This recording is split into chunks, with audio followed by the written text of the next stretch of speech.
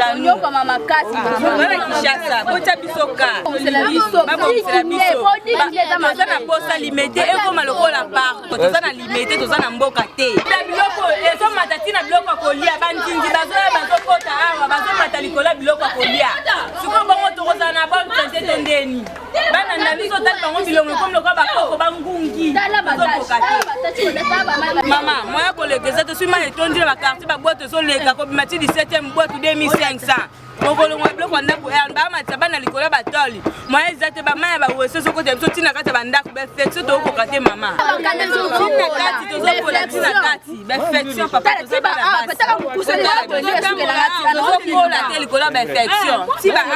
Vivre sur les rives de la rivière Njili présente d'énormes risques pour de nombreux habitants de la ville de Kinshasa en République démocratique du Congo, comme l'ont démontré les récentes inondations. La rivière Njili est une voie navigable importante en République démocratique du Congo, en particulier dans la capitale Kinshasa. Elle traverse la ville qui est située le long de ses rives. Elle fait partie du bassin du fleuve Congo, l'un des plus grands systèmes fluviaux d'Afrique. La rivière Njili fournit de l'eau à usage domestique, soutient les activités agricoles et de pêche et a historiquement servi de voie de transport. Elle est cependant sujette aux inondations, en particulier pendant la saison des pluies qui dure généralement de septembre à mai. Cependant, les changements climatiques, la mauvaise gestion des déchets plastiques, l'expansion urbaine rapide, les pluies fréquentes et la construction non réglementée des habitations ont contribué à ces inondations récurrentes. Les habitants des Mongafula, Kisenso, Massina, Limete, Matete et les riverains d'Ndjili sont les plus touchés par les inondations surgies au mois de novembre 2023 allant jusqu'à février 2024. Lorsqu'il y a de fortes pluies, la rivière Ndjili est augmentée, alors l'eau de la rivière Ndjili qui se jette au niveau du fleuve Congo là-bas aussi, il y a d'autres rivières qui se jettent là-bas et le fleuve Congo est augmenté. Alors ça barre la rivière Ndjili d'entrée et la rivière Ndjili rentre comme ça pour aller affronter l'océan qui est au niveau de Bas Congo. Et c'est nous qui sommes victimes. Les pluies diluviennes qui ont surgi à cette période ne sont pas seules enregistrées d'habitude sur le calendrier météorologique de la ville de Kinshasa. Madame Kavira Julienne relate les faits. Dans la commune de Mongafula, quartier Mbouti, inondations qui se sont passées ici l'année passée. De l'année passée jusqu'à voir cette année 2024. Nous avons été inondés pendant plus de 3 mois. Nous avons été inondés, nous nous sommes même déplacés. Et la rivière que vous voyez là, nous appelons ça rivière Maya Loso.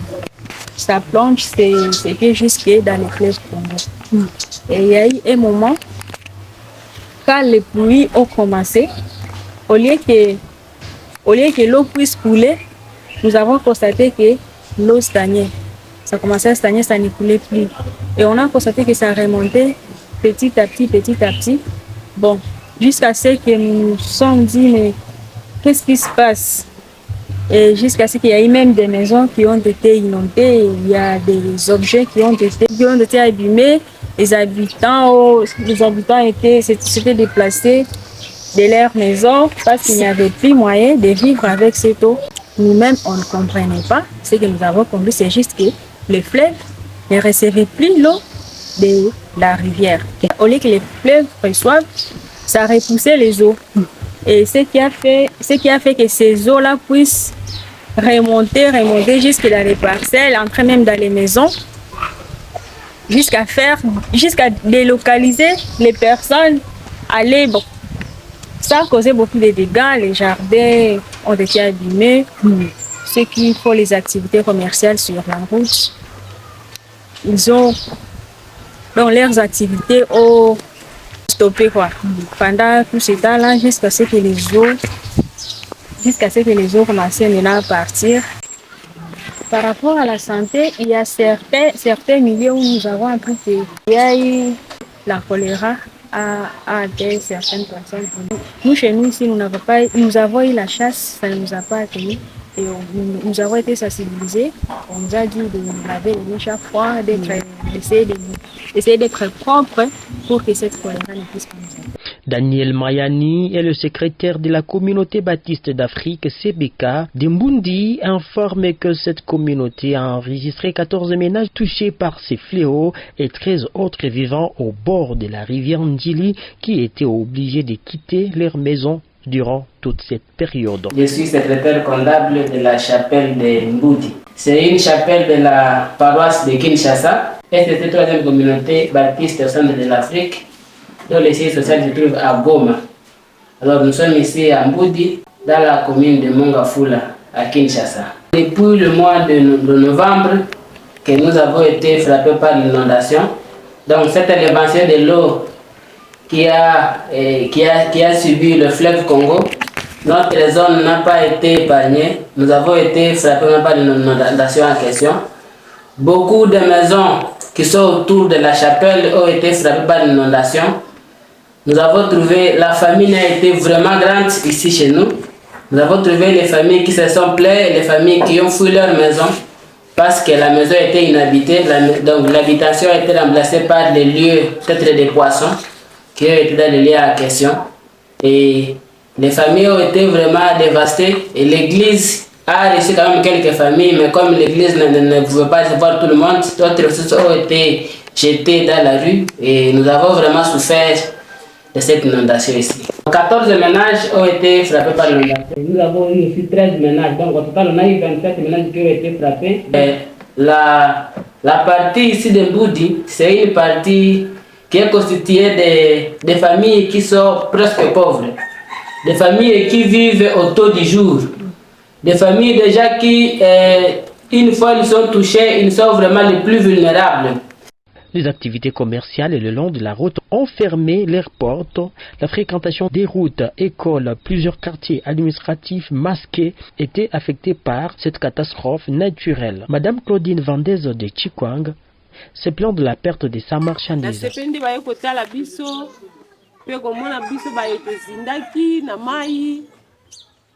Donc, biloko bana classe to presque biloko ebele mususu echoli mais tokanisa ki mai ko shuka kana rivière mais to mona ka mai ezomata e ko suka tina niveau haut ejina mapango bomona clôturer nyonso bazikoto nyonso bazindaki de tili boso kuna dozaki mpona pe mususu pe bebaki kwanga mobesu ndezaka osali ndambu mususu etikali waina récupéra mususu eza te mosala na nga nasalaka yango oyo ya kokangaka kwanga ya kosala kwanga namona nsu mosala mosunga na kosala te kaka ya kwanga yango nde ilesaka bana efutaka baminerval esalaka makambo ebelebele na bandaki kosala mekwanga ezobeba ngai na ndako po bato bazalaki lisusu na quartier te tobebisi pena kwanga ape kwanga mobeso ebebaki okosunga nga na mata su nazongana na nga ndenge nazalaki koteka pena malamu mpona miniti oyo nazoluka pena mbongo mpona teka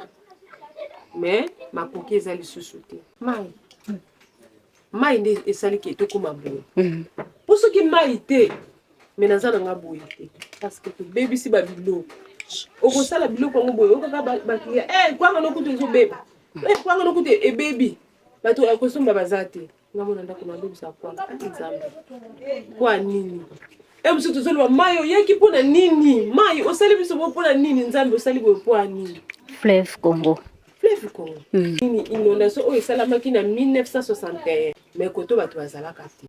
De l'autre côté, Célestin Moulumba, architecte de formation, pense que la construction des digues et la crue d'eau pour pousser le fleuve Congo serait l'une des pistes de solutions pour sauver son quartier et toute la partie de la ville submergée par la crue de la rivière Ndjili.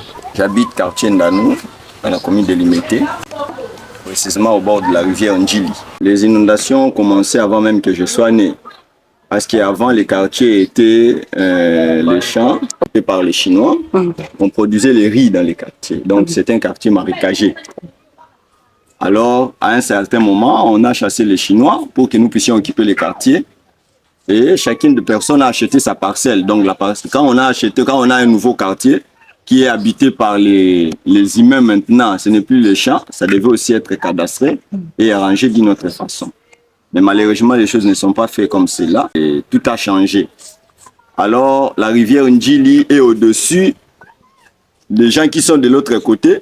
Nous, on est en dessous et la rivière Ndjili est au-dessus. Alors, lorsqu'il y a l'inondation, c'est la rivière Ndjili qui prend l'avance sur les habitants du quartier. Avant même que la rivière Ndjili puisse déborder, déjà dans les quartiers, on a de l'eau qui sort déjà de soi-même à partir de la terre. Il y a de l'eau qui sort de soi-même avant même que la rivière Ndjili puisse déborder. Jusqu'au point que quand la rivière Ndjili va déborder, ça arrive au moment où ça va même casser le digue. On connaît des points où la rivière Ndjili, lorsque c'est débordé, ça casse. Et quand ça casse dans ce niveau-là, l'eau vient à une pression énorme et qu'il y a eu des personnes qui sont même parties. Soit bien arrangé, nous pouvons vivre. On ne peut pas dire qu'on ne peut pas construire au bord de la rivière alors qu'il y a une terre que les gens doivent habiter. Et malheureusement, à Kinshasa, il y a l'exode rural. Les gens viennent en une grande quantité et nous allons occuper les endroits où il y a déjà une civilisation. On ne doit pas aller vivre au plateau de Bateke où il n'y a ni de l'eau, ni le courant. Nous devons vivre là où il y a l'eau, il y a le courant. Lorsqu'il y a de fortes pluies, la rivière Ndjili est augmentée, alors l'eau de la rivière Ndjili qui se jette au niveau du fleuve Congo là-bas aussi, il y a d'autres rivières qui se jettent là-bas et le fleuve Congo est augmenté, alors ça barre la rivière Ndjili d'entrée et la rivière Ndjili rentre comme ça pour aller affronter l'océan qui est au niveau de Bas Congo et c'est nous qui sommes victimes. Nous sommes submergés et l'eau atteint même les cours, hein. À un certain niveau, on n'arrive même pas à sortir. Moi, il m'est arrivé que papa m'avait transporté dans les cours, alors que lui, il ne pourrait même plus s'en sortir. Je me rappelle dans ces moments-là. Donc voilà les conditions de vie que nous vivons. On crée ce genre de choses pour que nous puissions nous protéger contre la rivière. Quand la parcelle est inondée, l'eau atteint même le niveau des bambous. Alors que digue est à la hauteur de 1 mètre comme ça, mais l'eau arrive jusque là et on ne sait pas là où fuir. Là-bas, à digue, il y a les gens qui viennent la transformer en maison publique, tout le monde vient vivre là-bas. Il y a un grand marché qui s'ouvre et les gens commencent à vendre les choses comme ça parce qu'ils fuient de l'eau qui sont dans leurs parcelles, dans leurs maisons. Ils viennent maintenant se camoufler à digue. Et quand vous vous réfugiez là-bas, c'est pendant combien de temps avec tous les enfants ou soit seulement les parents? On a les enfants, on ne peut pas se réfugier, laisser les enfants en dessous et même pas les laisser, surtout moi par exemple, ma façon de gérer les enfants, là où se trouve mon enfant, c'est là où je dois être. Donc, je monte avec mes enfants, bien que c'est dans l'insécurité parce que les conditions ne sont pas réunies. Moi, je suis dans les domaines de construction, je sais que les conditions ne sont pas réunies pour que je monte avec les enfants, mais je n'ai pas le choix. Je dois vivre avec mes enfants comme ça. On devait avoir une avenue en dessous pour que nous puissions avoir notre propre caniveau. Quand il y a par exemple cette eau ici, devait partir dans les caniveaux pour que les vannes puissent la prendre. Mais malheureusement, alors cette eau peut nous prendre 1 mois ou plus. Alors quand on est dans ces conditions-là, on a du mal à sortir. On est en congé. Certaines personnes qui font violence, ils vont se sacrifier, vu leurs moyens pour aller arriver dans les endroits où ils travaillent. Et les enfants à l'école? Mais les écoles sont submergées et les enfants vont aller étudier où? Parce que les écoles sont en nous. Nos enfants, nous on connaît dans les principes de vie. Moi, je vis dans les quartiers, je ne peux pas envoyer mon enfant aller étudier là où c'est très loin. Parce que les pays, on les connaît, il y a des guerres par-ci, par-là. Ça peut s'éclater dans un endroit. Je veux quitter ici pour aller chercher mon enfant de l'autre côté. Ça serait difficile. Parce que nous, on doit habiter ici. Oui. Si on ne nous propose pas une autre place que nous pourrions aller, c'est notre endroit. Ça, c'est notre part. La rivière Ndjili, bien qu'eux tous, ils ont dit que ça va les coûter le fortune. Ils devaient tirer la rivière Ndjili. Nous, on devait être au-dessus. On n'est pas dans un pays bas où l'eau est au-dessus et nous on devait être en dessous. Parce que dans les conditions de Pays-Bas et ici, c'est tellement différent.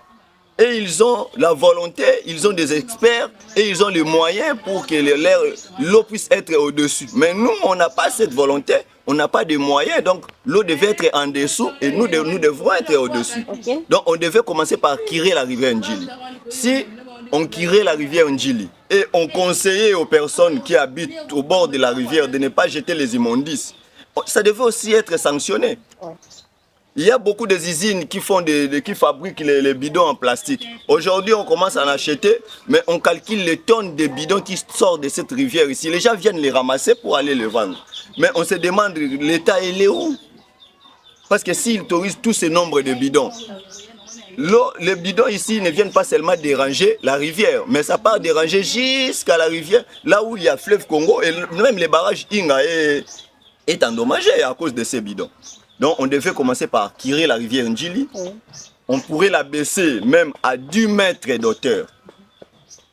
On pourrait la baisser de cette façon-là. Alors nous serons au-dessus, pardon, et l'eau va s'abaisser ou il sera en dessous du quartier. Ça, c'est la première proposition. La deuxième proposition, on pourrait construire digue. Si la rivière, tirer la rivière pourrait leur coûter, alors ils pourraient construire digue. Ils construisent digue, il nous permet de ne pas monter pour l'exploiter comme avenue. Là, on pourrait mettre un macadam parce que dans les programmes des musées, depuis qu'on était là, on savait qu'on devait mettre une avenue sur l'avenue Mwepu, qui devait traverser la rivière Ndjili, aller vers Petro-Congo, passer vers Sep pour rejoindre la route Kulumba et sortir vers l'aéroport Ndjili. C'était ça dans les projets. Donc notre avenue était dans les programmes. Mais l'avenue digue. Cette avenue quitte ici depuis Mwepu jusqu'à Ngwele. Cette avenue. Donc je pourrais quitter ici jusqu'à Ngwele sans passer par une autre direction. Je pourrais quitter ici jusqu'à 7e rue Limité Ndanou, vers Poilour, sans traverser vers une autre direction. L'avenue, on nous permet d'avoir une avenue secondaire en dessous, que nous ayons notre propre caniveau, qui permettra que lorsqu'il y a l'inondation, là on l'accepte. Parce qu'on sait qu'après l'inondation, l'eau va partir des caniveaux pour rentrer dans la rivière d'où elle est venue. Mais si on reste dans ce genre de conditions, en tout cas nous continuerons à se plaindre comme d'habitude parce qu'il y a beaucoup de journalistes, il y a beaucoup de spécialistes qui sont venus. On continue toujours à se plaindre de la même façon. Rien ne change.